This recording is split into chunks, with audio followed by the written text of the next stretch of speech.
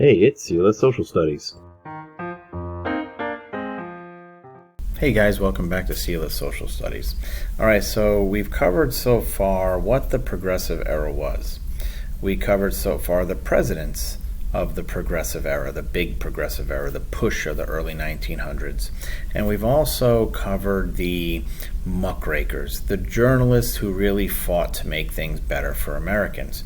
Well, there's other groups of people who are trying to reform the United States as well. And you have the rights of women and minorities who really start to push for rights during the Progressive Era. If you remember, women, right? They get the right of suffrage or the right to vote during this time. So let's go ahead and start. So the first person that we have is Booker T. Washington. And Booker T. Washington was born into slavery in 1856.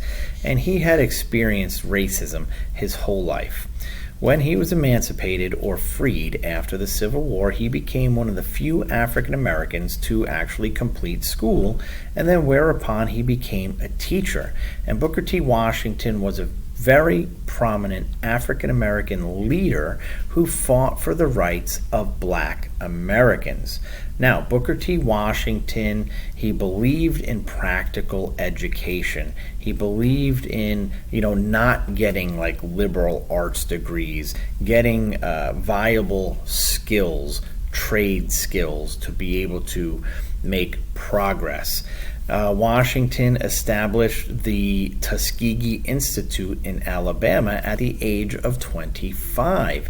He believed that Southern racism was so entrenched that demand immediate social equality would be unproductive. What does that mean? That means Washington believes in a gradual form or a gradual way to equality. He encouraged African Americans to improve their educational and economic well-being. African Americans needed to gain these commercially viable skills, the trade skills, focus on being tradesmen and craftsmen, and this would give an equality to blacks. Let's see if I dive into Du Bois. Okay, let me explain Booker T real quick. Booker T. Washington was an African American man who, like I said, born into slavery. But here's the deal of his forcing of or wanting to gain reform and civil rights for African Americans. He was the first African American to be invited to the White House under Teddy Roosevelt. He was a white person's dream of a black person who wanted equality. In the Atlanta Compromise, he states to white people, like, send down your bucket. When we are able to work hard as African Americans and become educated and make ourselves worth in society, when you're ready to accept us as equals, then we will be equal. Right? So white people really backed Booker T. Washington. They thought, yeah, man, that's a great idea. Because remember what was going on in the United States in the early 1900s, especially in the South. You have that Jim Crow segregation. So the fact that Booker T. wasn't this radical, loud, I'm going to go out there and make this forceful, because he felt it was gradual and said African Americans need to learn trades and, send down your bucket where you are. And, when you're ready for us, we'll be there for you. That was Booker T. Washington. That was his way of trying to gain equality. And like I said, white people, they loved it. I mean, he was the first African American invited to the White House like that. And you have the flip side of that coin. This guy right here, W.E.B. Du Bois, he was a large critic of Booker T. Washington, who spoke against discrimination of African Americans and wanted equality himself. He just wanted it a different way. And he called for economic and educational equality for African Americans. But there's a difference. Washington believed trade, right? He wanted them to become craftsmen and tradesmen, those skills. W.E.B. Du Bois said the African Americans needed to focus on themselves, giving the most talented in their communities a classic liberal arts education, so these talented can push forward and improve life for African Americans. And they called this the talented 10th. And Du Bois was very vocal with demanding equality now. W.E.B. Du Bois was very large in reform and fighting for civil rights for African Americans. He attacked discrimination, and he even helped found the National Association for the Advancement of Colored People, or what you can't see on the bottom there, unfortunately, is the NAACP, the same NAACP that is around today. W.E.B. Du Bois was almost the opposite of Washington. They both wanted something, they just both wanted it a different way. Washington, willing to wait. Du Bois wanted it now. Get this talented 10th, these people who are educated in liberal arts, send them to the top to push African Americans forward. Don't let trade, don't let craftsmen, don't let this gradual, hey, when you're ready for us, we'll be ready for you type thing. Don't let that happen. Somebody else that we mentioned before briefly, Jane Addams in 1889. Jane Addams, who was an urbanization reformer, she fought for immigration rights. What she did is she rented down a rundown mansion that was once belonged to a guy named Charles Hull, and she named it the Hull House. And the Hull House stood in one of Chicago's industrial districts, where many European immigrants who had come to the United States seeking a better life moved to. They moved to these neighborhoods, and they spoke little, if any, English at all, and they would live in those tenements, those crowded, dirty, run-down buildings with no water and no windows and no air circulation or anything like that. And they worked in the nearby factories, earning barely enough money to feed their families. Some women, and I wonder if I put it here, yeah, I guess I might have. Adams hoped that the Hull House would bring some light to the lives of immigrants. So what she does is, one of the first things she does is she sets up a daycare center for small children.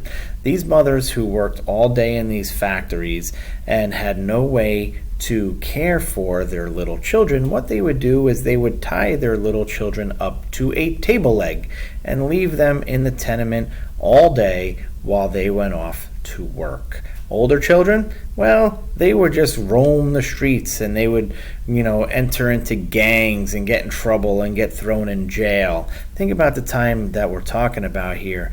The late 1800s, early 1900s, where the cities were a dangerous place to be. They had to tie their young children up to chair legs, and their older children, I mean, you're talking teenager. When I say older children, I'm not talking 18, 19. I'm talking about older children, meaning probably anywhere between the ages of 12 and 16, 17, roaming the streets, going into gangs and going into jail. The daycare center provided children with a safe environment and at least one meal a day. The Hull House would also begin a kindergarten, a boys' club for older youths, and it later opened a coffee shop where the mothers and the fathers could go socialize while their children were being educated. New educational opportunities drew more women to the progressive movement. Women were denied access to such professions as law, medicine, and they would enter fields as social work and education. Lots of women's clubs campaigned for many cases, including what we've talked about before, the temperance movement of the not drinking alcohol, women's suffrage, which is voting, and political reform. All right. Women reformers took up the cause of temperance. Remember what we said temperance was? The avoidance of alcoholic consumption. We showed you pictures in class. I showed you pictures online here. And the Women's Christian Temperance Union campaigned to restrict the sale of alcoholic beverages. And you will see that these women fighting for temperance, like Carrie Nation, who would storm the saloons with an axe and smash bottles in the 1890s, they actually win. These temperance movements actually causes a reform in the United States with the passing of the 18th Amendment in 1919, which is prohibition, the banning of production, sale, transportation of alcoholic beverages. So the women's temperance movement is successful, especially when you talk about prohibition. Women's reformers fought for suffrage, or the right to vote. Elizabeth Cady Stanton and Susan B. Anthony. Remember, we mentioned their names in class before with with the Seneca Falls Convention, they founded the National American Women's Suffrage Association in 1890. Alice Paul founded the more radical National Women's Party, and they would use these parades and public demonstrations and picketing, hunger strikes, to spread their message. Women suffragists won the right to vote with the passing of the 19th Amendment in 1919.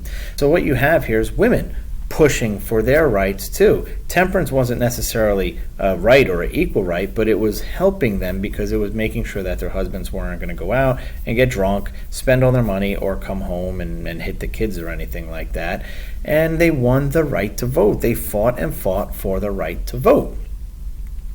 You have Ida B. Wells, who spoke out against discrimination and drew attention to the lynching of African Americans. That was huge because lynching went on in this country for quite a long time in the South.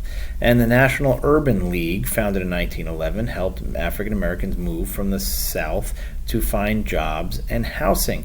This is part of what we would call the beginning of the Great Migration, of African Americans moving from the South into the North, escaping discrimination, escaping segregation, finding jobs, and places to live. The last thing we're going to cover here is the Society of American Indians wanted Native Americans to adopt the ways of white society, but remember, many Native Americans resisted. They wound up living on the reservations. Chinese Americans formed their own groups to help support the members, including neighborhood and district association, cultural groups, churches, and temples, and they built San Francisco's Chinese Hospital in 1925. Immigration by Mexicans increased during this period, many of them working in the southwestern part of the United States on farms, doing farming, and progressive reforms did little to improve the working condition for these farm workers. So what does that tell me?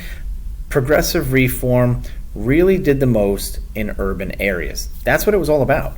It was all about fixing the problems that stemmed from rapid industrialization and urbanization from the Gilded Age. Farmers out west, the Midwest, people like that, cowboys, stuff like that, not so much gained from the progressive era. Most of what was gained in the progressive era was in the cities.